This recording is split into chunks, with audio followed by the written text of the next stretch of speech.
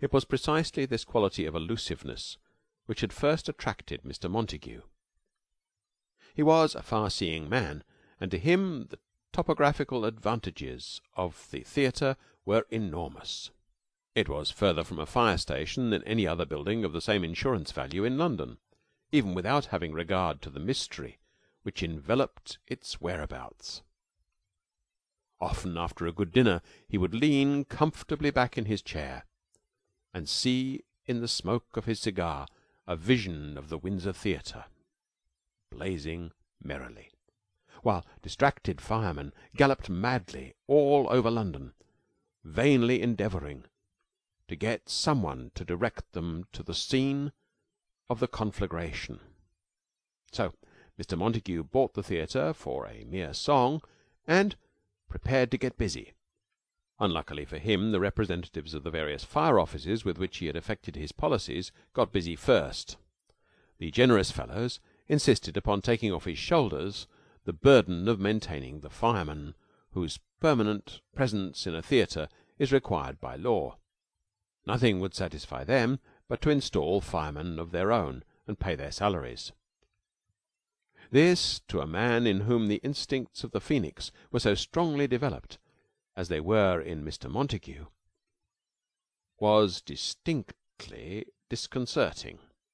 He saw himself making no profit on the deal, a thing which had never happened to him before. And then Roland Bleke occurred, and Mr. Montague's belief that his race was really chosen was restored. He sold the Windsor Theatre to Roland for £25,000. It was £15,000 more than he himself had given for it, and this very satisfactory profit mitigated the slight regret which he felt when it came to transferring to Roland the insurance policies. To have effected policies amounting to rather more than £70,000 on a building so notoriously valueless as the Windsor Theatre had been an achievement of which Mr. Montague was justly proud, and it seemed sad to him that so much earnest endeavour should be thrown away. Over the little lunch with which she kindly allowed Roland to entertain her to celebrate the purchase of the theatre, Miss Verepoint outlined her policy. "What we must put up at the theatre," she announced, "is a revue." "A revue," repeated Miss Verepoint, making as she spoke little calculations on the back of the menu. "We could run for about 1,500 a week, or say 2,000. Saying 2,000, thought Roland to himself, is not quite the same as paying 2,000. So why should she stint herself? "I know two boys who could write us a topping revue," said Miss Verepoint. "They'd spread themselves, too, if it was for me. They're in love with me, both of them. We better get in touch with them at once." To Roland there seemed to be something just the least bit sinister about the sound of that word touch, but he said nothing. "Why, there they are, lunching over there!" cried Miss Verepoint, pointing to a neighbouring table. "Now, isn't that lucky?" To Roland the luck was not quite so apparent, but he made no demur to Miss Verepoint's suggestion that they should be brought over to their table. The two boys, as to whose capabilities to write a topping revue Miss Verepoint had formed so optimistic an estimate, proved to be well-grown lads of about 45 and 40 respectively. Of the two, Roland thought that perhaps R.P. de Paris was a shade the more obnoxious, but a closer inspection left him with the feeling that these fine distinctions were a little unfair with men of such equal talents. Bromham Rhodes ran his friends so close that it was practically a dead heat. They were both fat and somewhat bulgy-eyed. This was due to the fact that what revue writing exacts from its exponents is a constant assimilation of food and drink. Bromham Rhodes had the largest appetite in London, but, on the other hand, R.P. de Paris was a better drinker. "Well, dear old thing," said Bromham Rhodes. "Well, old child," said R.P. de Paris. Both these remarks were addressed to Miss Verepoint. The talented pair appeared to be unaware of Roland's existence. Miss Verepoint struck the business note. "Now you stop, boys," she said.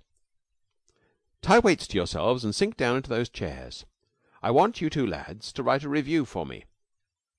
"Delighted," said Bromham Rhodes. "But "There is the trifling point to be raised first," said R. P. de Parys. "Where is the money coming from?" said Bromham Rhodes. "My friend Mr. Bleke is putting up the money," said Miss Verepoint with dignity. "He has taken the Windsor Theater." The interest of the two authors in their host, till then languid, increased with a jerk. "Has he, by Jove!" they cried. "We must get together and talk this over."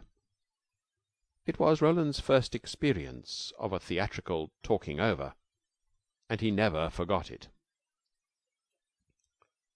Two such talkers over as Bromham Rhodes and R. P. de Parys were scarcely to be found in the length and breadth of theatrical London. Nothing, it seemed, could the gifted pair even begin to think of doing without first discussing the proposition in all its aspects. The amount of food which Roland found himself compelled to absorb during the course of these debates was appalling. Discussions which began at lunch would be continued until it was time to order dinner, and then, as likely as not, they would have to sit there till supper time in order to thrash the question thoroughly out. The collection of a cast was a matter even more complicated than the actual composition of the revue. There was the almost insuperable difficulty that Miss Verepoint firmly vetoed every name suggested. It seemed practically impossible to find any man or woman in all England or America whose peculiar gifts, or lack of them, would not interfere with Miss Verepoint's giving a satisfactory performance of the principal role. It was all very perplexing to Roland, but as Miss Verepoint was an expert in theatrical matters, he scarcely felt entitled to question her views. It was about this time that Roland proposed to Miss Verepoint. The passage of time and the strain of taking over the revue had to a certain extent moderated his original fervour. He had shaded off from a passionate devotion, through various diminishing tints of regard for her, into a sort of pale sunset glow of affection. His principal reason for proposing was that it seemed to him to be in the natural order of events. Her air towards him had become distinctly proprietorial. She now called him roly-poly in public, a proceeding which left him with mixed feelings. Also, she had taken to ordering him about, which, as everybody knows, is an unmistakable sign of affection among ladies of the theatrical profession. Finally, in his chivalrous way, Roland had begun to feel a little apprehensive lest he might be compromising Miss Verepoint. Everybody knew that he was putting up the money for the revue in which she was to appear. They were constantly seen together at restaurants. People looked arch when they spoke to him about her. He had to ask himself, was he behaving like a perfect gentleman? The answer was in the negative.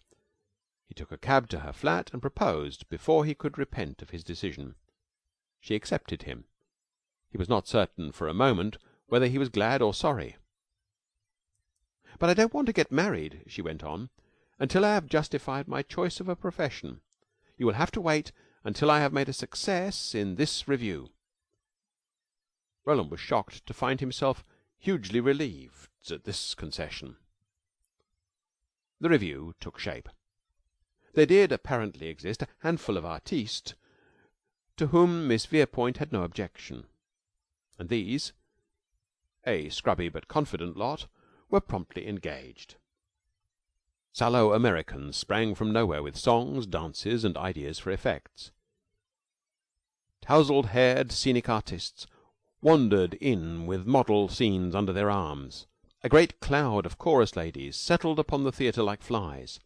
Even Bromham Rhodes and R. P. de Parys, those human pythons, showed signs of activity.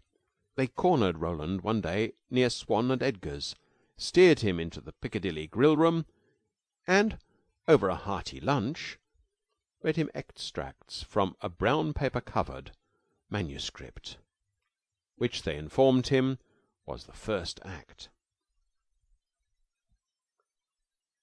It looked a battered sort of manuscript, and indeed it had every right to be. Under various titles and at various